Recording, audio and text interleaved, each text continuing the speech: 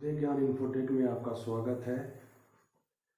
आज हम नेविगेशन की तीसरी क्लास लेने वाले हैं। तीसरा पार्ट है आपका, स्टार्ट करेंगे। जो आपको कुछ इसमें जो अभिक्रियाएं होती हैं जो टिप्पणी के रूप में भी पूछी जाती हैं, आपको जो लॉन्ग में आती हैं, और इनके एप्लीकेशन भी इसके यूज किए जाते हैं। जैसे कोई भी अभिक्रिया आप कराते हो तो आपको ये पता होना चाहिए कि हमें अगर ये चीज़ प्राप्त करनी है तो कौन सी अभिक्रिया का यूज करें। तो उसमें कुछ इम्पोर्टेंट अभिक्रियाएं हैं। जैसे पहला है एस्टरीकरण, एसिलीकरण, निर्जलीकरण, ऑक्सीकरण, विहाइड्रोजनीकरण और बेंजाइलीकरण। बेंजाइली को हम बोलते हैं साटन बामन अभिक्रिया भी बोलते हैं, यानी कि नेम रिएक्शन है ये आपका। तो ये जितनी अभिक्रियाएं हैं सब के सब आपको बहुत इम्पोर्टेंट है और आपको परीक्षा की दृष्टि से इस अभिक्रियाओं में टिप्पणी की जाती है, पूछी जाती है इसके बारे में। आपको इसके एप्लीकेशन भी बताएंगे कि इसका एप्लीकेशन कहाँ यूज होता है, आपके रिएक्शन में कहाँ पर आपको, किस रिएक्शन में कब आपको इम्पोर्टेंस इसकी होती है। तो सबसे पहले हम एस्टीकरण के बारे में बात करते हैं। तो हम एस्टीकरण के बारे में बात कर रहे हैं। एस्टरीकरण, एस्टीकरण का पहला आपका यूज होता है, यानी एप्लीकेशन होता है एस्टर का बनना। एस्टर का बनना,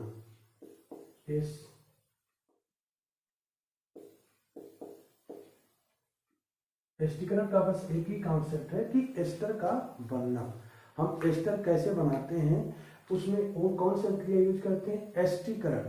अब इसमें एस्टीकरण बनाने के यूज में हम क्या क्या यूज करते हैं उसके बारे में थोड़ा लिख रहे हैं। इसकी परिभाषा होती है, ध्यान दीजिएगा।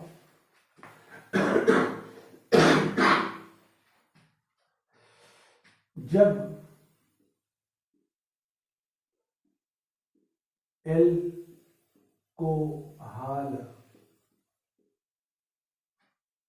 एल्कोहल को सांद्र सल्फ्यूरिक अम्ल की उपस्थिति में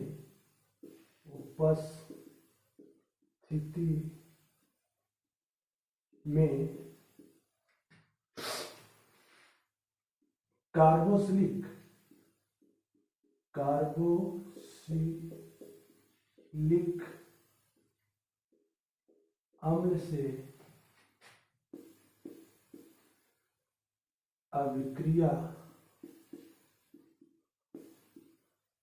कराते हैं तो एस्टर बनता है। एस्टर बनता है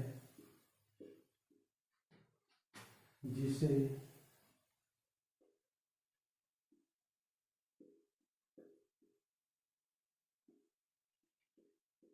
एस्टरीकरण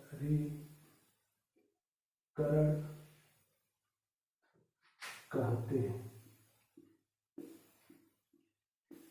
ये इसकी तो डिफिनेशन हो गई कि जब एल्कोहल को सांद्र सल्फ्यूरिक अम्ल की उपस्थिति में कार्बोक्सिलिक अम्ल से अभिक्रिया कराते हैं तो एस्टर बनता है, जिसे एस्टीकरण कहते हैं। अब एस्टीकरण का आपको एग्जाम्पल के रूप में देख लीजिए। जैसे आपको कार्बोक्सिलिक अम्ल होता है HCHOH,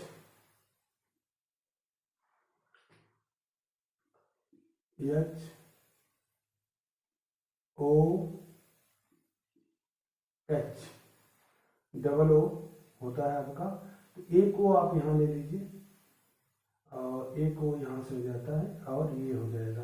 तो इसका ये डबल बॉन्ड एक ये और इधर से हो जाता है।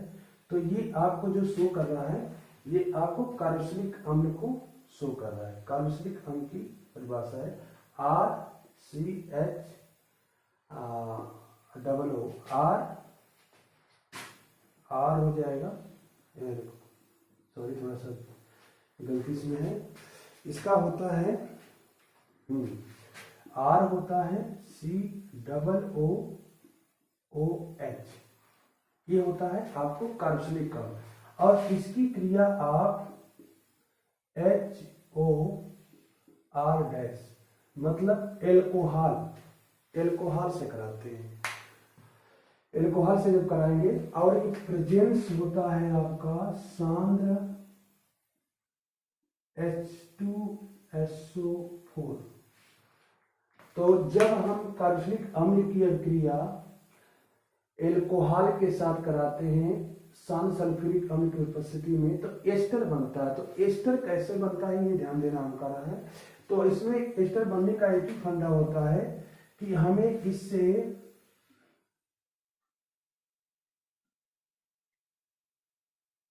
H, इस H और इस H को निकाल देंगे, R O R है ना, तो इसमें से आप एस्टर बनाना है सिंपल सा, ये H है, इसमें सीधे OH मतलब पानी को बाहर कर देंगे, पानी आपका बाहर हो जाएगा, और प्लस एस्टर बनाना है तो R बचेगा, C है ये, डबल बॉन्ड O है, फिर यहां से क्या होगा O R डैश बन जाएगा। एग्जाम्पल में देखा जाए तो हमारा CH3 C double O H plus HO CH C2H5, और इसको सांद्र H2SO4 की उपस्थिति में क्रिया कराएंगे तो आपका H2O plus CH3 C double O C2H5, ये आपका एस्टर बनकर तैयार हो गया। तो हमारे कहने मतलब कि ये जनरल फार्मूला है, और ये इसका फार्मूला में क्या होता है, ये आपका एस्टर का निर्माण होता है। एस्टर का सिंपल सा रूप होता है कि R C double O R dash, तो ये एस्टर बनकर तैयार हो गया। तो बस आपको एस्टरीकरण क्या आएगा बारे में लिखने के लिए टिप्पणी में, तो बस एस्टरीकरण की परिभाषा आप दोगे, उसके बाद उसका रिएक्शन लिखोगे और उसका एक एग्जाम्पल उसके साथ में पुटअप कर दोगे। एक चीज और होती है कि इसमें ये पूछा जाता है कि एस्टरीकरण जो होता है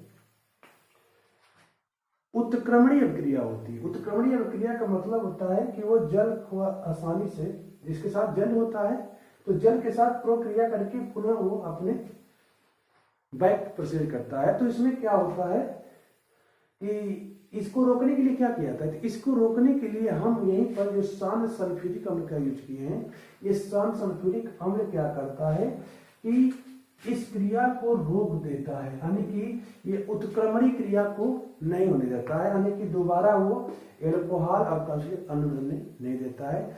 तो उत्क्रमणी अभिक्रिया होती है, लेकिन उस प्रतिक्रिया को रोकने के लिए हम उसके अंदर सांद्र सल्फ्यूरिक अम्ल डालते हैं, और जो ये एक निर्जलीकरण कारक का काम करता है, अर्थात उससे जल को निकाल देता है, और जल के निकल जाने से आपका क्या हो जाता है, ये दोबारा रिएक्शन उत्क्रमणी नहीं होता है। तो उत्क्रमणी अभिक्रिया होती है, एस्टरीकरण एक उत्क्रमणीय अभिक्रिया होती है, लेकिन उसको रोकने के लिए हम सांद्र सल्फ्यूरिक अम्ल का यूज करते हैं। तो कभी आपसे क्वेश्चन ये भी कर सकता है कि एस्टर बनाते समय जो एस्टरीकरण की अभिक्रिया होती है उसमें सांद्र सल्फ्यूरिक अम्ल का ही यूज क्यों करते हैं, तो आप इसमें बताएंगे कि सांद्र सल्फ्यूरिक अम्ल को इसलिए यूज करते हैं कि एक एस्टरीकरण एक क्या होती है, उत्क्रमणीय अभिक्रिया होती है, और उत्क्रमणीय अभिक्रिया होने के प्रोसेस का मतलब क्या होता है कि वो तुरंत जल से क्रिया करके, ये जल जो उत्पाद में मिलता है जल से क्रिया करके पुनः अपने अभिकारकों में कन्वर्ट हो जाता है। तो उसको रोकने के लिए हम सांद्र सल्फ्यूरिक अम्ल की उपस्थिति करते हैं, जो एक निर्जलीकरण कारक के रूप में काम करता है, जिसको उत्क्रमणीय अभिक्रिया को होने से क्या करता है, रोकता है। इतना क्वेश्चन में आप लिखोगे। अगर आपको स्क्रीनशॉट लेनी है तो ले लीजिए, और अगला हम बताने जा रहे हैं जो उसका नाम है एसिडीकरण। इसकी समझ ले लीजिए, जो भी जिसको जानकारी चाहिए। एसिडीकरण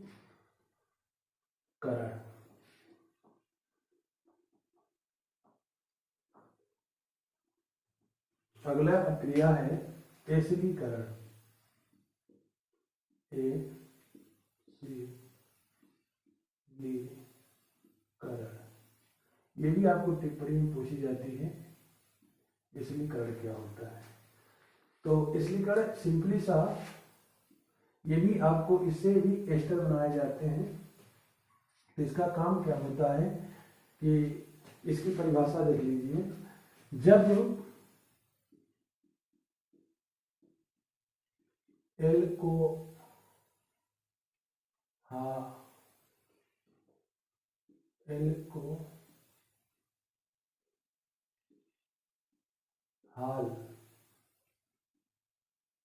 की अभिक्रिया, जब एल्कोहल को पिरीडीन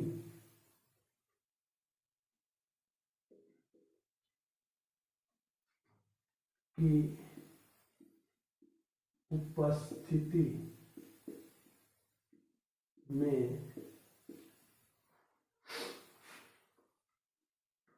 एसिल क्लोराइड या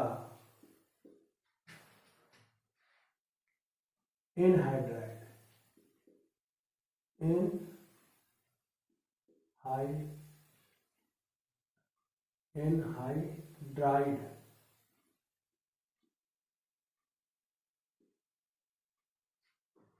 एनहाइड्राइड के साथ जब एल्कोहल को पिरीडीन की उपस्थिति में एसिल क्लोराइड या एनहाइड्राइड के साथ अभिक्रिया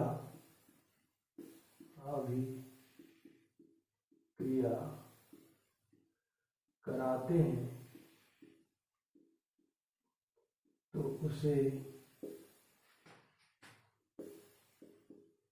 एसिडीकरण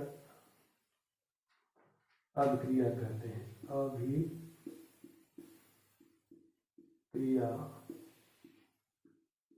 कहते हैं। ये परिभाषा इसकी होगी कि जब एल्कोहल को पिरीडीन एक प्रेरक होता है जिसे हम कहते हैं डाई एथिल एनिलीन होता है, डाई एथिल एनिलीन कहते हैं पिरीडीन की उपस्थिति में जब एसिड क्लोराइड या एनहाइड्राइड के साथ अभिक्रिया कराते हैं तो एसिडीकरण अभिक्रिया कहते हैं, उसे एसिडीकरण अभिक्रिया कहते हैं। तो ये इसकी तो परिभाषा हो गई।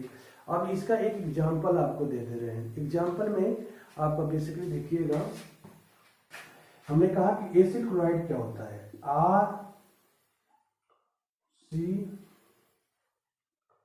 यहाँ पर L होता है और उसके बाद यहाँ पर H होता है। RCH, RC R में R, यह तो एसिड हो गया ना, डबल। जहां पर आपका एसिड का पद होता है RCOOCl, एसिड हो गया। अब एल्कोहल के साथ करानी है तो H को यहां रखेंगे और OR' ऐसे लिखेंगे। अब इसके बाद लिखेंगे पिरीडीन,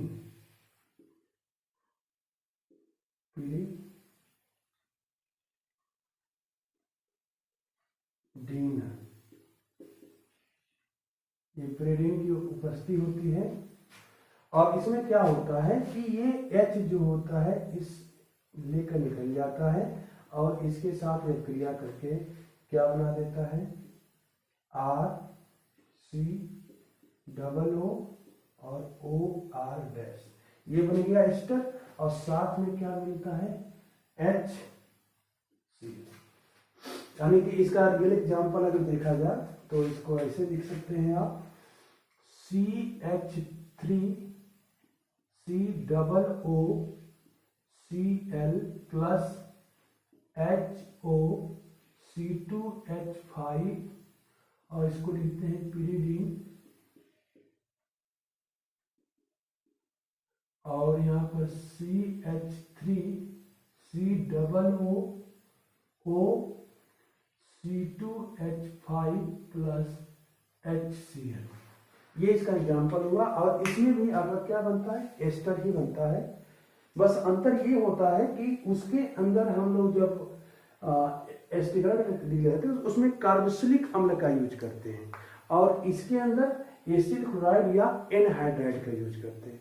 अब सपोज दैट एनहाइड्राइड होता तो क्या होता, तो एनहाइड्राइड के केस में आपका बेसिकली बस क्या देखते हैं, एनहाइड्राइड का जो सिंबल होता है थोड़ा देख लीजिएगा, RCOOCR, और यहाँ पर आगे RCRCONNCL, और इसके अंदर डबल R हो गया तो इसके अंदर क्या हो जाएगा, O होता है इसे, और यहाँ पर ऐसे करते हैं, तो इसको कहते हैं एनहाइड्राइड। तो क्या बोलते हैं, एनहाइड्राइड। अगर इसकी क्रिया आप एल्कोहल से कराते हैं, इसका मतलब R' से, तो इसमें क्या होता है कि जो ये पार्ट होता है, ध्यान दीजिएगा, ये वाला पार्ट जो कट करके एक में हो जाता है, और ये जो पार्ट जले ये भी आपका पिरिडीन की उपस्थिति में होगा, पिरिडीन की उपस्थिति में होगा। तो एक बनेगा आपका एस्टर RCOOR', और दूसरा क्या बनेगा, ध्यान दीजिएगा, दूसरा जो है आपका R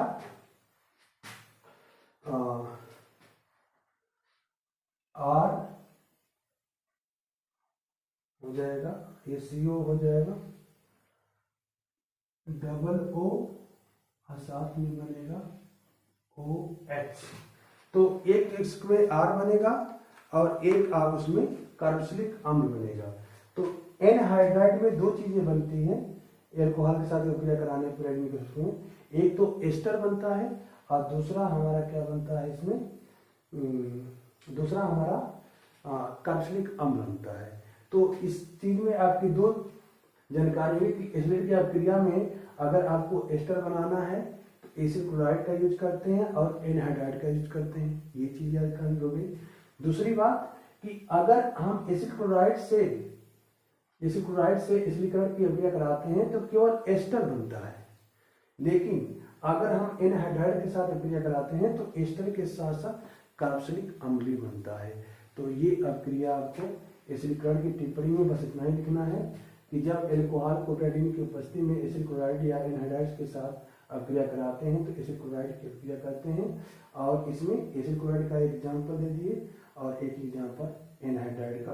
बस इस R की जगह कोई वैल्यू रख दीजिएगा और आपका ये कंप्लीट हो जाएगा। तो इसकी निर्जलीकरण का मतलब क्या होता है, निर्जलीकरण से आप दो टाइप की चीजें बना सकते हैं।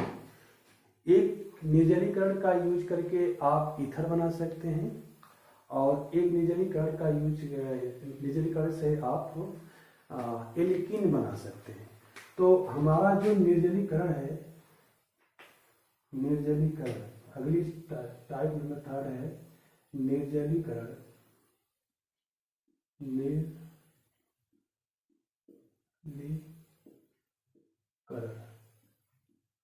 निर्जलीकरण अभिक्रिया में क्या होता है, आपके दो चीज बनता है, एक तो एल्कीन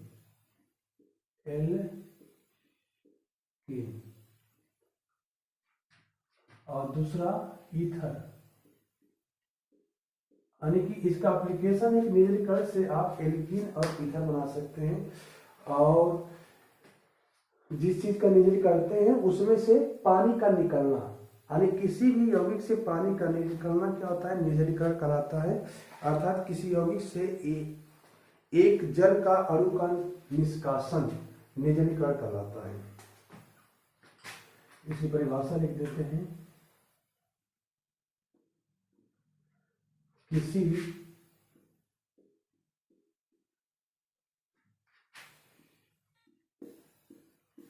यौगिक से एक जल अणु का निष्कासन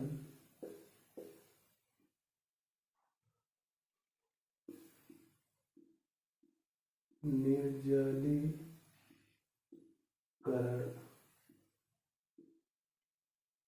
कहलाता है। बस सिंपल सी परिभाषा है कि किसी यौगिक से एक जल के अणु का निकलना निर्जलीकरण कहलाता है। अब हम इसमें क्या करेंगे कि हम सबसे पहले एल्कोहल से कोई एल्कोहल टर्म होगा और उस एल्कोहल से हम निर्जलीकरण की अभिक्रिया को बताने जा रहे हैं कि निर्जलीकरण अभिक्रिया किसे कहते हैं। तो एल्कोहल से दो चीजें, एल्कोहल का जब निर्जलीकरण करते हैं तो एल्कीन बनता है या तो ईथर बनता है, दो चीजें बनती हैं। तो एल्कोहल को जैसे हम एग्जाम्पल में ले रहे हैं, जैसे RCH2 CH2OH, ये ध्यान दीजिएगा, ये है आपका है। और इससे हम जल का निकालना है, इससे जल को क्या कर रहे हैं, निकाल रहे हैं। और ये होता है सांद्र H2SO4 की उपस्थिति, और इसका 443 टेम्परेचर होता है, 443 केल्विन टेम्परेचर होता है। और इससे हम जल को निष्कासन करेंगे। तो ध्यान दीजिएगा, ये ऐसे लिखा है, थोड़ा सा हम इसको ऐसे लिख दे रहे हैं,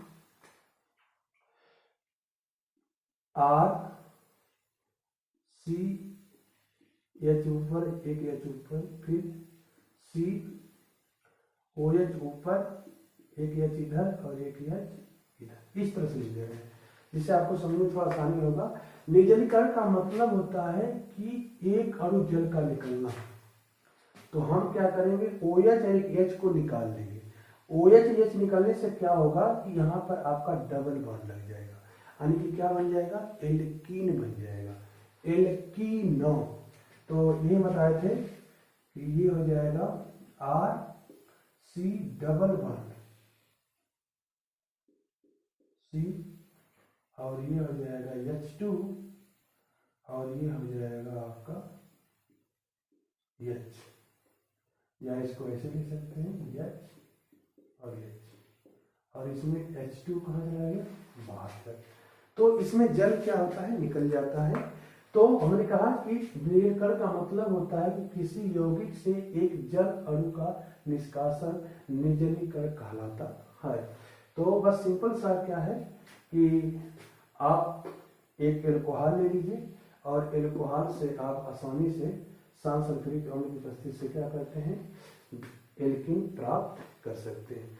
लेकिन अगर आपको इसी का दो पार्ट की बात करें कि अधिक मात्रा में, मैंने कहा कि ईथर प्राप्त होता है, तो अगर एल्कोहल की अगर आप अधिक मात्रा ले लीजिए, अधिक मात्रा का मतलब ध्यान दीजिएगा, ये R है और OH है, और एक OH R डैश ले रहे हैं, इस तरह से OH, और इसकी मात्रा आप ज्यादा कर लीजिए, और ये सामने H2SO4 रहेगा, और इसका टेम्परेचर 414 के करीब हो जाता है, 440 केल्विन का टेम्परेचर इसको लेते हैं। तो इसमें क्या होता है, इससे जल आप निकालेंगे तो क्या होता है कि यहाँ से H और इसका OH ये बाहर निकल जाएगा, तो ये H2O आपका इधर हो जाएगा, प्लस इसका R इसका OR-, ये बन गया ईथर। तो आपका क्या होता है कि बेसिकली हमने इससे दो चीज बताया, एक एल्कीन बताया और एक चीज क्या बताया, ईथर बताया। कि इससे दो चीज निर्गमन कर सकते। निर्गमन का अर्थ होता है कि निकलना, जल का एक अणु किसी अणु से निकलना निर्जलिका कहलाता है। अगर हम एल्कोहल से की कम मात्रा में जब सल्फ्यूरिक अम्ल की उपस्थिति में 443 केल्विन पर इसकी अभिक्रिया कराते हैं तो ये आसानी से क्या होता है, OH यानी जल के अणु निकाल देता है और एल्कीन में कन्वर्ट होता है। लेकिन अगर इसकी अधिक मात्रा ले लीजिए एल्कोहल की, जैसे सिंगल है तो डबल ले लीजिए मात्रा, ये भी ROH है, ये भी ROH है, अगर अधिक मात्रा में ले लेंगे तो इसमें क्या होता है कि इस केस में आपका ईथर की प्राप्ति होती है, जो आपका यहाँ बनकर दिखाया गया। तो ये निर्जलीकरण हो गया। इसकी टिप्पणी बस इतना ही लिखना रहता है आपको है। अगर आपको स्क्रीनशॉट लेना तो ले लीजिए। हम अगला क्वेश्चन बताने जा रहे हैं।